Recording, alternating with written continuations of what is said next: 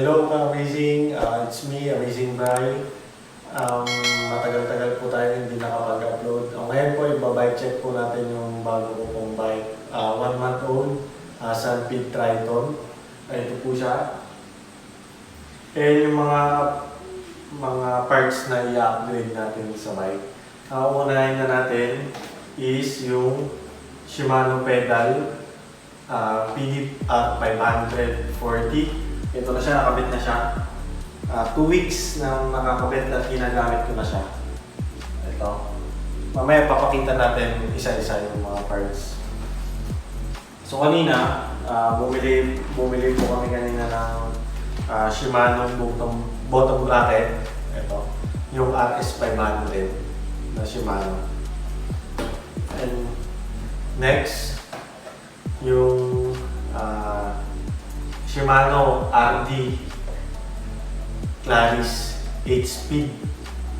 Kasi 8-speed lang yung cards ko. Pero the following na mas maganda po yung magkaroon po tayo ng ipon, mas mag-upgrade po tayo. Next po yung Shimano Claris na FD. Ito po yung RD na sinasabi ko, ito po siya. Ito po yung papalitan. Yung FD naman po, ito po. Yung papalitan po dyan. Ito po siya, Claris. Sasabihin ko po mamaya yung mga price ng mga nabili natin. Kung mahal ba sa napagbilihan ko, o kaya mahal po sa inyo, o mura po sa inyo. I-comment nyo na lang po kung mahal ba yung pinagbilang ko o mura. Next, Shimano Claris model 2000. Ang size ng tip niya is 50-34 tip. 50 po yung malaki. Ito po. Tapos yung maliit 34. 2x po siya. Ngayon po, ito po kasi bottom bracket square type. Ngayon po, nag-upgrade po tayo ng Halotech. Medyo nakautang. Ayaw ng pambili. Isa-isayin natin, bubuksan natin ito isa-isa mamaya. Iba-bike check po natin yung bike natin, kung ano yung stock, napalitan natin, kung ano yung mga nakakabit dito sa Sunpeed Triton nating 1 month old. Unang-una,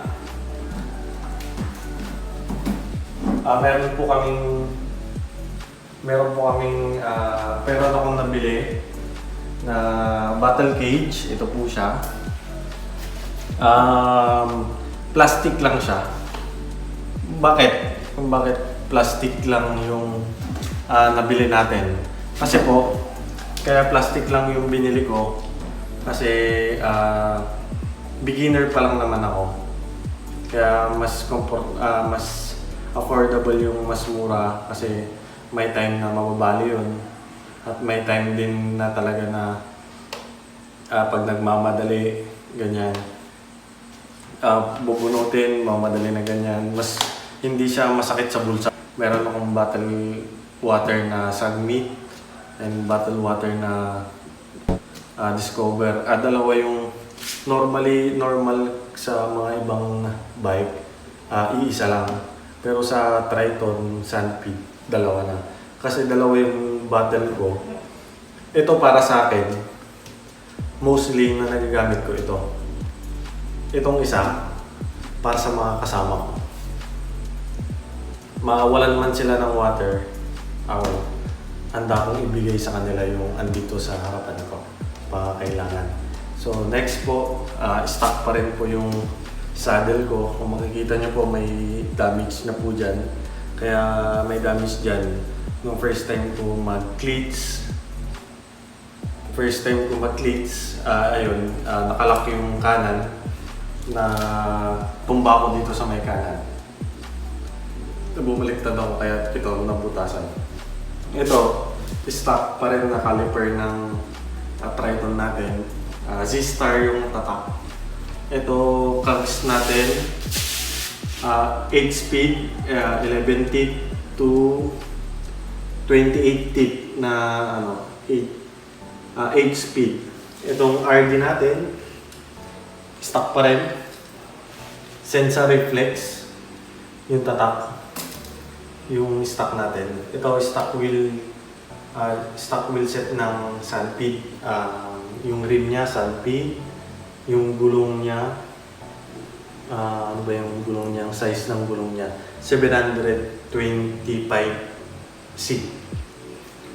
Dito po, ang FD po natin, wala po siya tatak pero sure po ako to, reflex pa rin Sensa. Itong crank natin na 5034, Pro wheel siya na square type bottom bracket. Dito po sa track bar, stock pa rin, Sanpid track bar.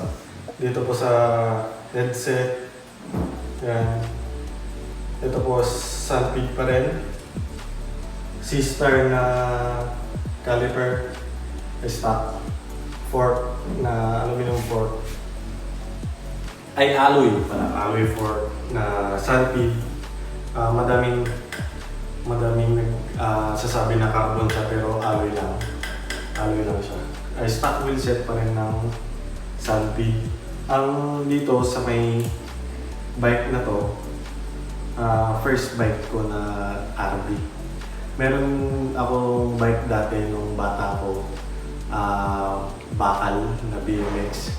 Papakita ko sa inyo po kung ano po yung dati. Ito po yun.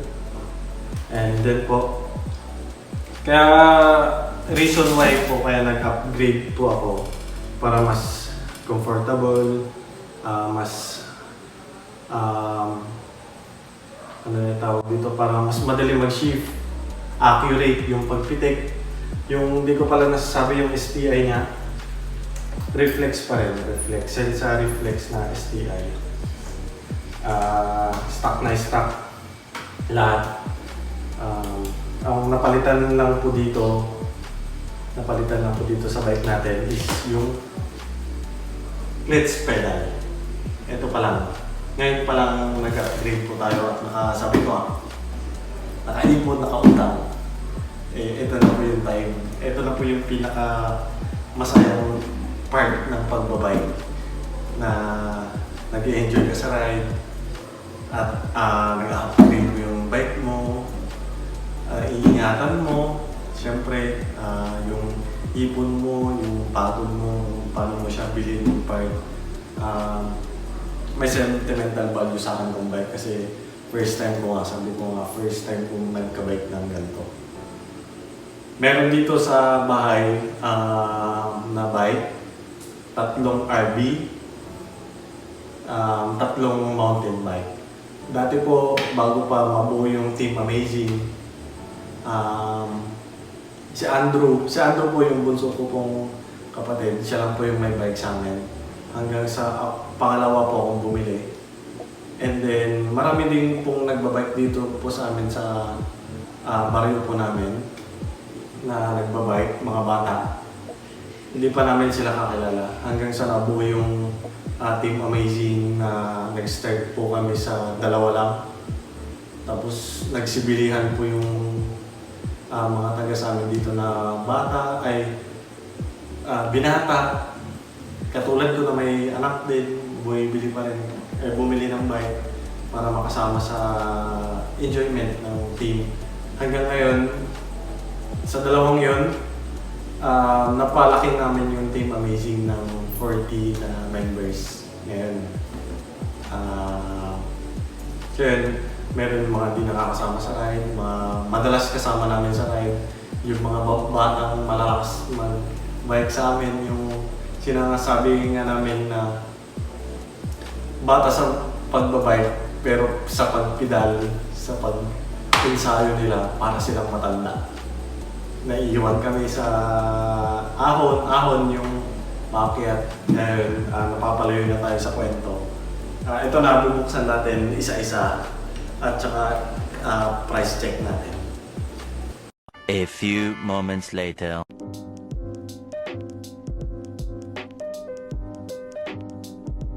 Ito po yung Shimano Claris RD natin. Nakalagay dito RD R2000 SS. naka-check po yung SS, kaya po hanggang ang pwede nating i-max na teeth ng cogs natin is 32 and not available kasi yung 34, kaya ito yung binili natin. Nakuha ko siya sa Star Bullet Asinggan for 1.5 RD. Maybe we'll be okay. I know that you're coming back home. Ito po yung bottom bracket na BBRS 500. Isa sa magandang bottom bracket. May submit naman na only 500, pero ito po nasa 650 po nakuha po namin. Nakuha ko po to sa Aegis Bike Shop, Ordaneta, sa baba ng Lislan. Ito po siya. Yan yung detail niya. Road bike. Left, ito yung right. Ayan, yan. RS 500, legit.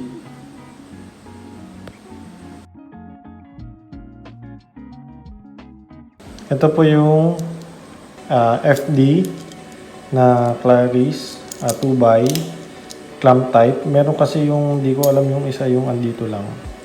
Comment below po kung ano po yung tawag po dyan. Yung naka thread po siya sa frame. Ito po clamp type po siya. Kaya ito po may clamp.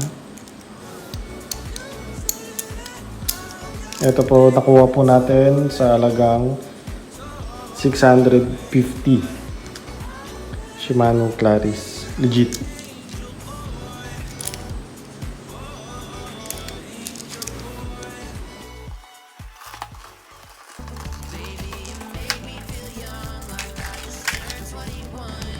Ito po yung Claris natin. Left crank. Ang sukat po niya is 170 mm. Ayan po, ito po yung model niya. Ito po yung mismong crank. Ayan po. Shimano Claris 8-speed, 50-30-40. Hindi ko po alam po yung meaning ng New Brian po yan. Shimano Claris, gwapong gwapo. Halotech. Ito po, yun po yung Halotech BB. Bukat po natin yan. Diyan po papasok po yan.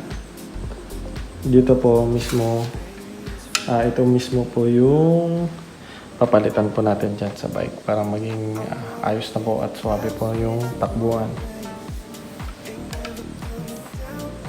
Nakalimutan ko pala sabihin kung magkano to. Nakuha ko po siya sa Star Bullet Asinggan for 300. Mura pag 300. 3,800 po yung nakuha ko natin. Ang gusto ko po sanang crank na bibilhin is Tiagra or 105. Tapos yung mga group set natin. Kaso nga lang po, wala pa pong available na stock po dito sa Ordaneta.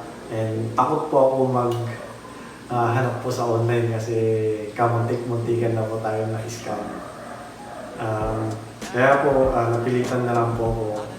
Napilitan pero napamahal naman po ako sa Shimano Claris 2,000 yung model po.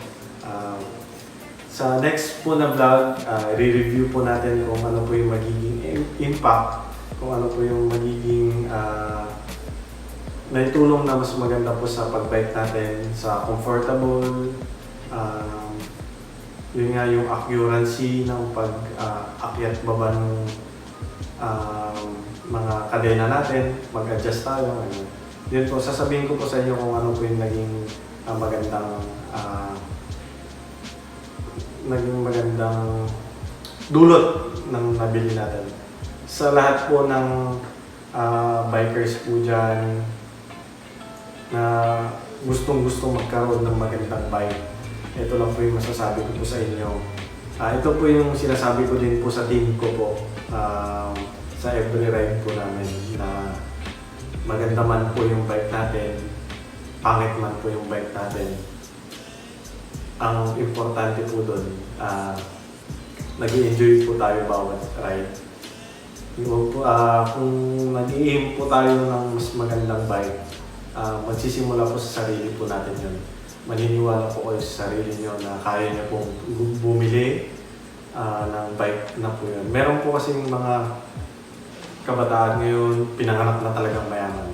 Hindi hamak po sa atin na kailangan mo pa magpawis ng grabe, magtrabaho ng grabe para magkaroon ng magandang bike na ito. Yun ang sinasabi ko sa inyo na don't stop believing in yourself. Yun po yung sinasabi ko po sa kanila na hindi lahat ng bagay nasa baba po tayo, nasa gawa po tayo. Gagawin po natin, itatak nyo po, i-mindset nyo po sa sarili nyo na kaya kong bumili ng magandang bike. Yun lang po din po natin tatapusin po itong vlog na to. Sana po nagkaroon po kayo ng idea, nakapulot po ng aral sa vlog na po to, and more bike vlog po yung gagawin po natin ngayon. Maraming salamat po sa suporta, and big shoutout po sa Team Amazing Ordaneta. Ipapakita po ni Mrs. kung ano po yung official sticker po namin. Ito po siya.